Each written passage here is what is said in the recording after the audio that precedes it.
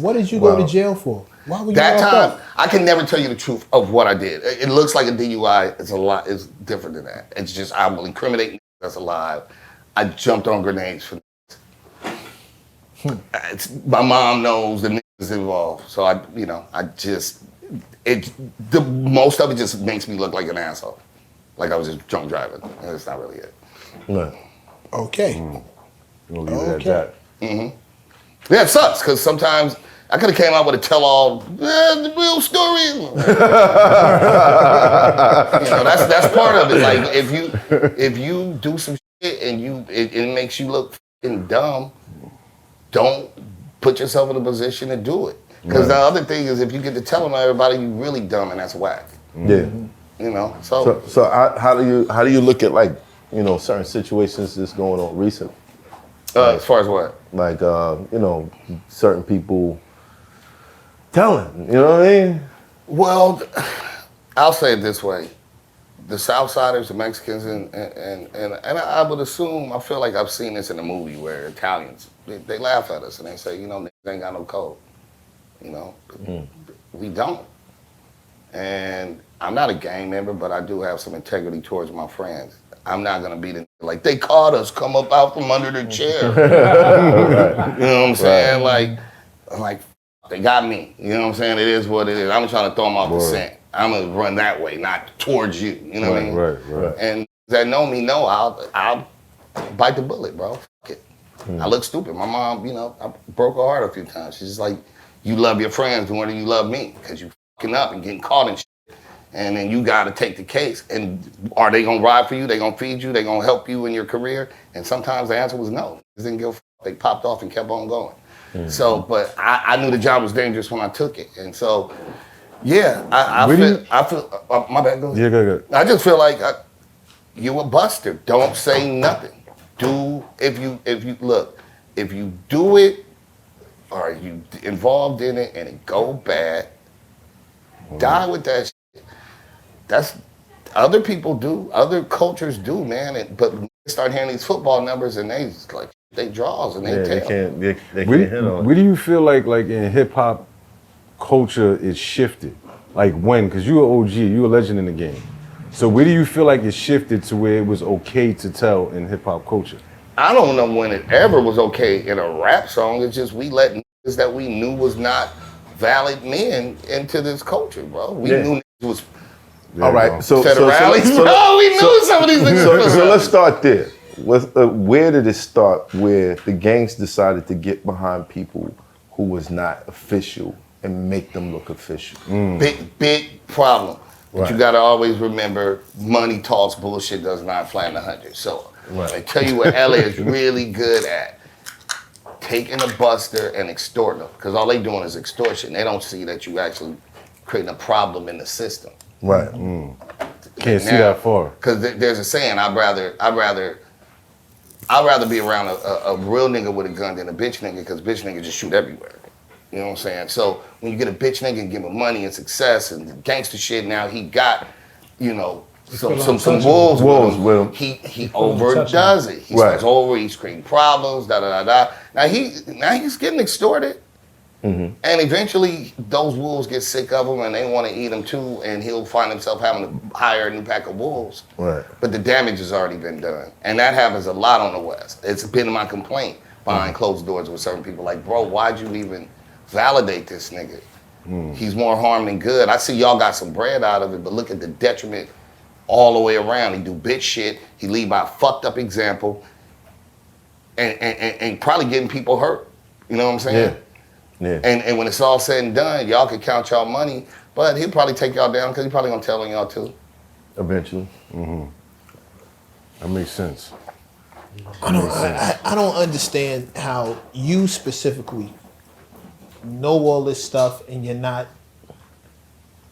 like, as many albums as you've done that haven't come out, as many opportunities that you've had that just somewhere, somehow, whether by someone else's lack of integrity or too much of your own, those opportunities never see the light of day. Like some of the stories you've told me specific. Rocafella West Coast. Yeah, I mean, Who even knew that was a thing?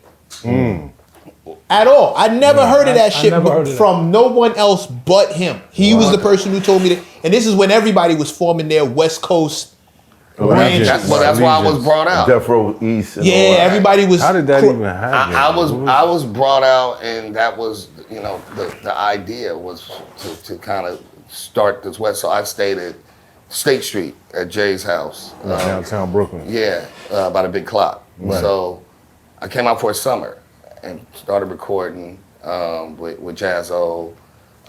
That's how I met Wise. You know what I'm saying? Wise And P. Jay had 2 apartments, so he had that one and he had another one, so it would just be me, Tata, and B-High mostly. Right. You know, his cousin. High looked just like Jay, but just burnt my complexion. Right. So burnt. Yeah, he burnt Jay-Z, that's what I call him. Yeah, he looked just like Jay. Same height, same build, everything, just chocolate. Just burnt ass nigga. Chocolate. Burnt ass nigga. You know what I'm saying? Like me. It's my guy. Brilliant dude. Put me up on a lot of game. High is my guy. Love that dude. But yeah, that was the plan. And then I decided. Whose idea was it, first of all? Honestly, I don't know for certain. I wasn't there. I was brought out, period. So I think it was High and Jay's idea. I think it was Jay and High. And Jay always, you know, we were always eye to eye, and he always showed me a lot of love. I ended up going back to LA, and just time changed, you know what I'm saying? But that was kind of what we wanted to do. I don't think I did enough. I think I was picking the wrong production, to be honest, at the time. What year was this around? Shit, this had to be, because this is before Ras Assassination. This is 97. Oh, so volume 1 time. Yeah, it's That's around 97. the time volume 1 dropped. Yeah, it's 97. Going to Maria Davis shit. I remember, nigga, one time me and Jay went to the club together. Can't tell that story. Anyway, I got too drunk. Got nervous, but it was almost a beef. So I was drinking. Back then I was drinking Hennessy. And I was like, yo, like we might really, really get down. So I'm, you know, this nigga tall. I'm a little nigga. I was like, man, these niggas is big niggas, bro. I'm like, fuck. So I just kept drinking Hennessy, just waiting for the war to pop off. Like if Jay, you know what I'm saying? And it was literally just me and him. I rolled with the nigga. He was like, yo, you wanna roll? And then he got on the mic and rhymed and killed it. And then he called me out, and I was too drunk. And I think that was part of it. I think I fumbled. Jay's an unforgiving nigga, man. Like, yeah, I think I fumbled on that one. That was the opportunity. If I would have gunned down, everything changed. He already knew I was nice, but maybe that was just like, the dude wasn't prepared. But I don't think he kept it in consideration. Like, nigga, I'm in the middle of fucking New York. I'm 18, whatever the fuck I am. And these niggas is on your helmet. And I gotta get ready to jump on a grenade with you. So, my solidarity, I've lost focus on what the end game was, which is the bars. Right. Yeah, so it's one of those coulda, shoulda, wouldas. Coulda, shoulda, wouldas. And throughout the years, it's probably been a million. Of course. I mean, we always, what could I have done better? Or, you know what I'm saying, should I have zigged when I should have zagged? Or, you know what I'm saying? But there ain't no time machine, so what can you do about it? Like, exactly. Remorse is the most pointless fucking emotion ever made. Thanks. Why is that? Because you can't fix it. You can't do nothing about it. Can't do nothing about it. All you can do is learn from it and say, you know what, I apologize, or da-da-da-da, and keep pushing. Regret. I'll say remorse, not so much. I'm sorry, you're right, regret. Yeah. Remorse is good. They're feeling bad for something. Yeah, I was gonna say, because the parole regret. board tells you, like, are you remorseful? That's what they're looking Hell for. yeah, I'm remorseful. I ain't gonna lie, they asked me and I didn't have no remorse. I was lying.